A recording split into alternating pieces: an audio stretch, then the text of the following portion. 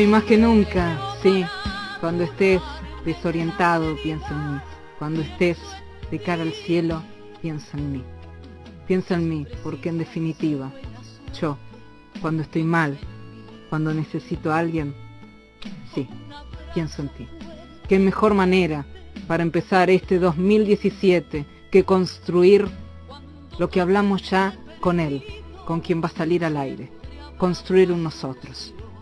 Y no me voy a olvidar de ello. Y seguramente lo vamos a luchar y a intentar durante todo este 2017. Siempre en nuestra reflexión estará ser nos, otros, un tú y un yo que nos una. Estamos en comunicación con quien es el dueño de este capítulo, que si realmente unimos todos los capítulos, yo ya le dije que vamos a tener un libro maravilloso, con su sello y con su autoría.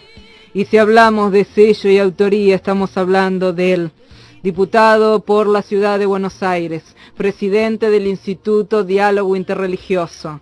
Él tiene este capítulo en sus manos, en su mente y en su alma. Realidad y reflexión. Realidad y reflexión con el señor Omar Abud. Hola Omar, buenas tardes. Buenas tardes Alejandra, gusto en saludarte, feliz año nuevo. Feliz año nuevo, feliz 2017. Omar, feliz de haberte conocido en el 2016 y aún más feliz de comenzar este trayecto en este 2017 con una persona tan noble y tan digna como vos. Bueno, muchas gracias, no sé si a la altura, pero bueno, yo sé que vos me tenés mucho afecto, entonces uno tiende a ser subjetivo con aquello que aprecia, entonces no sé si es así, pero te agradezco mucho el comentario. Pero para lograr el aprecio de uno, también hay que conquistar y hay que ser, para mí, fundamental, una buena persona, que es lo que vos sos. Tratamos de ir viendo. Vos sabés que hoy te iba a pedir en particular, si con tu anuencia, ¿Sí? Por ahí no hacer una síntesis de características políticas, al principio como venimos haciendo en términos de aquello que manejamos como realidad, ¿no es cierto? Es decir, el día a día que tiene que ver con las cuestiones del país, con las cuestiones particulares de la ciudad, y sí hablar un poquitito, ¿no es cierto?, de la cuestión más reflexiva, que obviamente, ¿no es cierto?, la reflexión también tiene una connotación de características políticas, y básicamente yo querría contarte un poco por qué con el grupo que nosotros tenemos hacemos diálogo interreligioso y si se quiere también cualquier coincidencia que pueda haber en nuestra realidad del día a día en términos de lo político o como sociedad, no va a ser una mera casualidad. Me ¿no? parece excelente, Omar, porque yo siempre cuando te presento a vos hablo de diputado por la ciudad y presidente del Instituto Diálogo Interreligioso.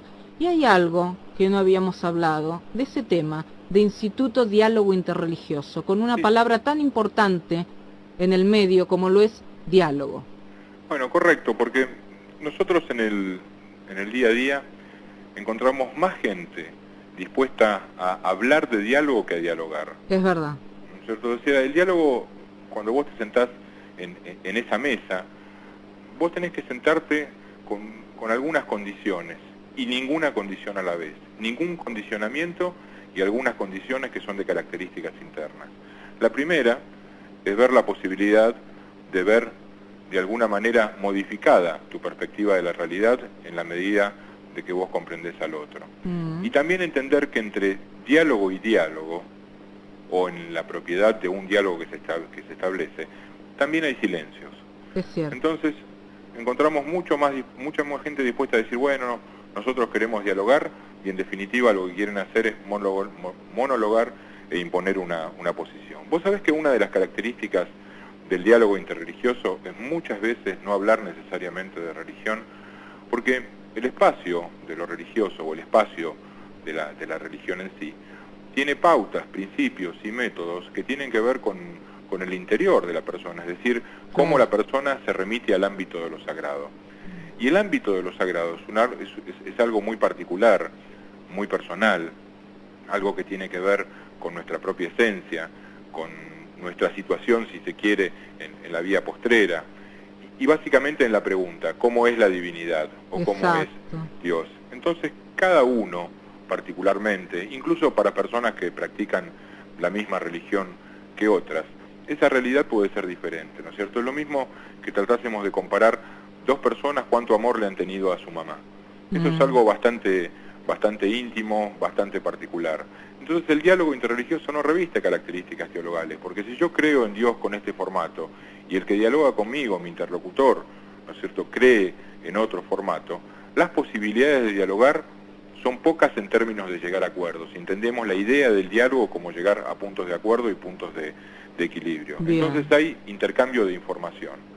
Pero en la idea de valor, en la idea de solucionar un problema, en la idea de tratar de establecer puentes, eso es otra cosa, ¿no es cierto? Porque eso tiene que ver casi puro y exclusivamente en términos de relaciones humanas.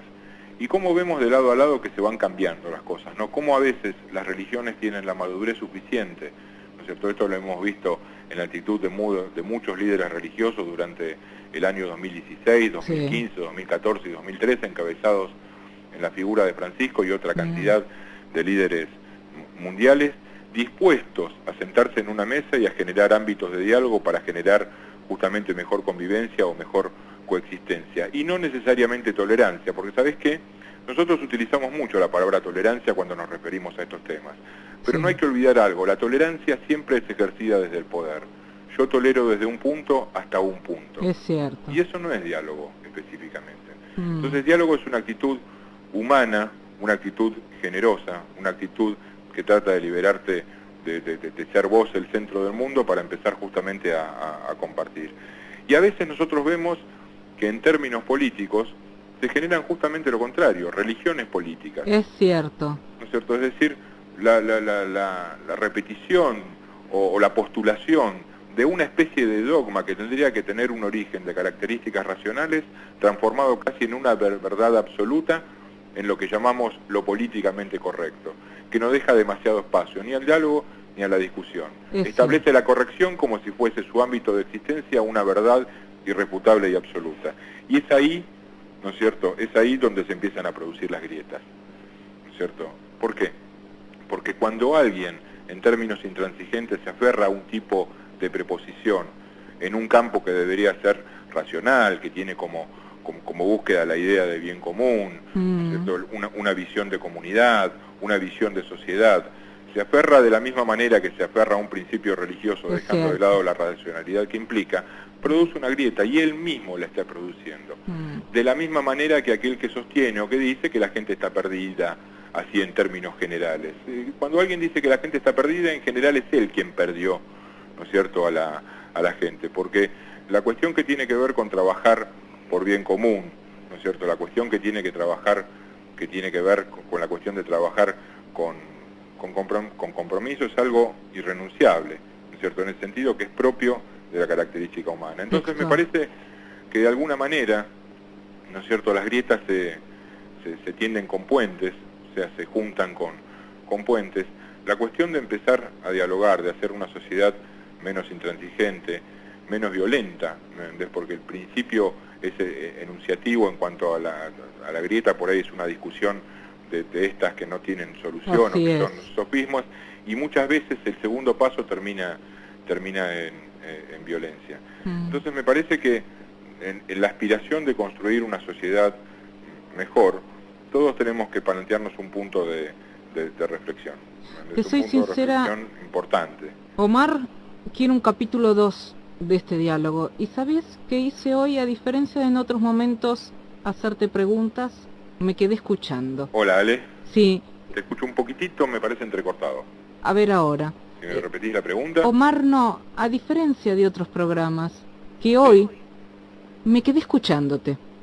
A diferencia de otros momentos que te corto con una pregunta, porque tenés razón en lo que dijiste en un comienzo. El silencio a veces habla, y hay que hacer silencio para poder escuchar al otro. Y a mí lo que vos dijiste por lo menos me llegó al alma. Y creo que en este 2017 es maravilloso poder empezar de esta manera, porque estamos empezando con la palabra diálogo.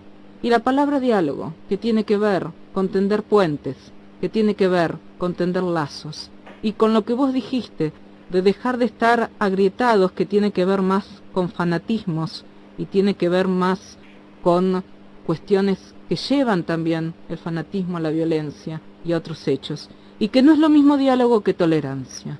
Me quedo con todo lo que dijiste, y te escuché, porque me fue un placer.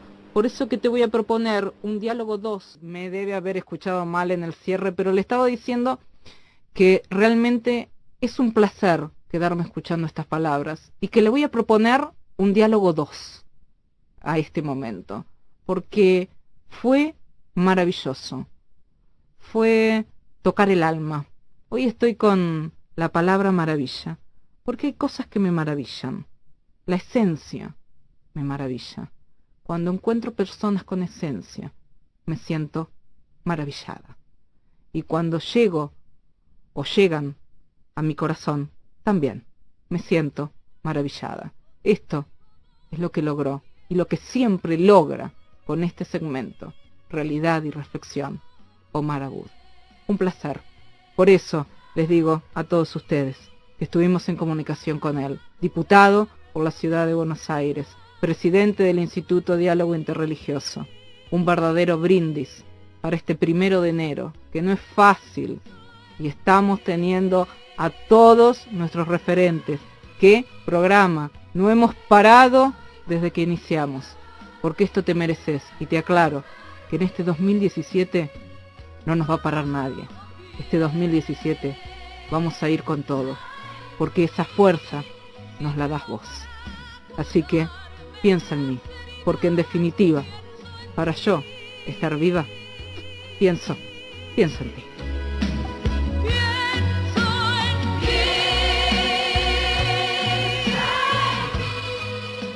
¿Qué le digo a Alejandra Biaggi?